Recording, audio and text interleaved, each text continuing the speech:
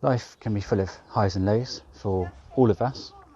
So when we do get those highs, I think it's really important to celebrate, enjoy them and share them. So I'm going to share 2 activities I just used with my kids in the garden on day 3 of homeschooling. And I was actually amazed that I kept their attention for just over a whole hour.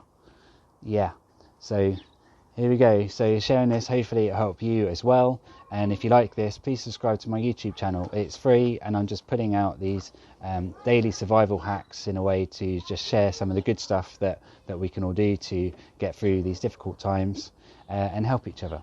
So please do that. And if you really like it, then share it. So the first activity, I actually saw this one posted in one of the Facebook groups last night, and I thought it was great, and I've tweaked it a bit, but basically it's all about getting the kids to think about where they might like to go on holiday when this crisis is over. So we grabbed some fresh paper, some pencils, some hard books to lean on, and we all went and sat inside the trampoline behind me. We sat for at least half an hour doing this activity, and it started off with me asking the kids to think about where they'd like to go on holiday. So we had like Legoland as one of them. One of them was wanting to go back to Efteling in Holland, where we went last summer. It's part of our mini family moon after our wedding. That's basically like Dutch Disneyland. If you haven't heard of it, really recommend it. Brilliant place, really good, fun for everyone. So anyway, we had these different things. So it was getting them to then draw some pictures of these places that they wanted to go. Then it was getting them to think about what food they'd like to eat there and to draw that food. To think about how they'd like to travel there. So my 4-year-old drew a rocket ship, bless him. It was a really good rocket ship too. He drew an alien in there as well, that was going to help him get to Legoland. And then we had the others drawing a private yacht. It was from my 9-year-old. Private yacht just for myself, my wife and my 3 children. Thought that was lovely. Hopefully he's going to save up his pocket money for that one. Then I got them to think about what they'd like to drink while they're there, and to draw a picture of that drink, what they'd like to wear, what they'd like to pack and take with them. It was brilliant. I did it too. So I drew my own here.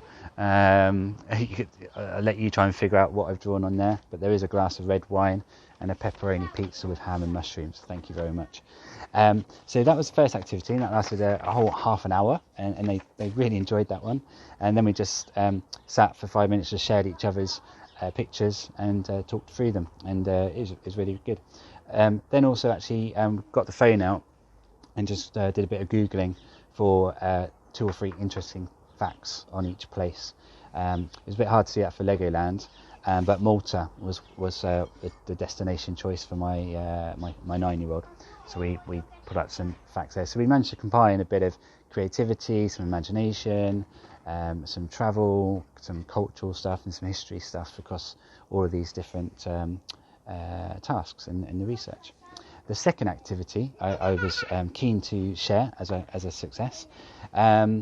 We stayed out on the trampoline, all sat in a circle, and I started off with this basically as a lesson about getting the kids to better understand nature and to appreciate it more, but also to appreciate how they are nurtured and looked after by their parents and their teachers and their family members.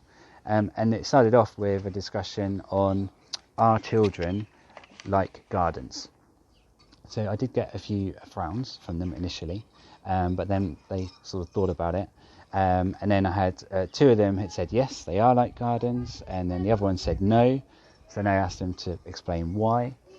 And then the 9-year-old who had said no, then changed his mind before I said anything else. He changed his mind to say that actually he can see how we are similar, but also different. So which has just prompted a great discussion. So then we talked about why are they similar. So short version of this is they both drink water, they both eat food, and then we looked at what types of food they eat. So soil for gardens, fertilizer, we looked at all the different types of food that children eat. My 9-year-old came up with that children in gardens are both beautiful sometimes, and I asked him to give me some examples. He said, for example, his girlfriend is beautiful.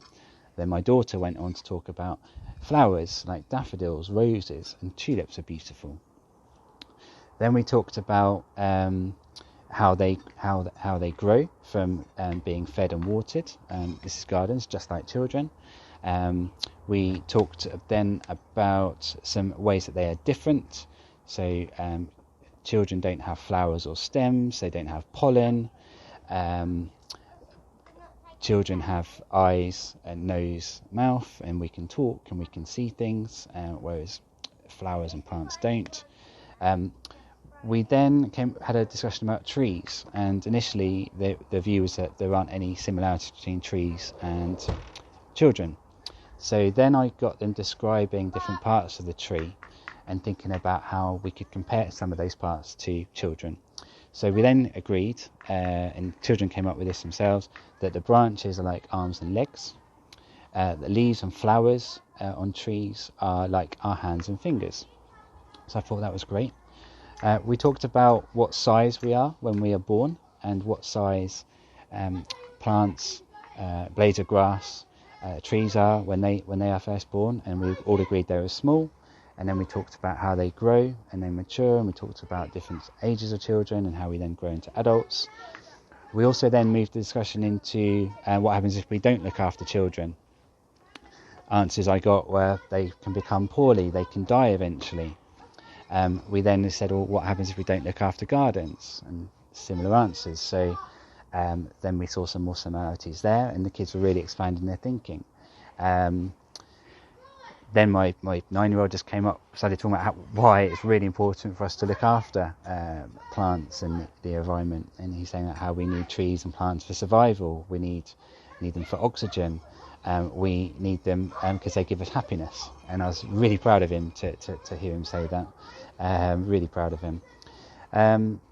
So there's just a few things there, really. Hopefully that just gives you some ideas. Hopefully that helps. I rewarded them by having break a bit earlier, so they're just enjoying that now, honouring the 2-metre distance over the fence with our neighbours that live behind us.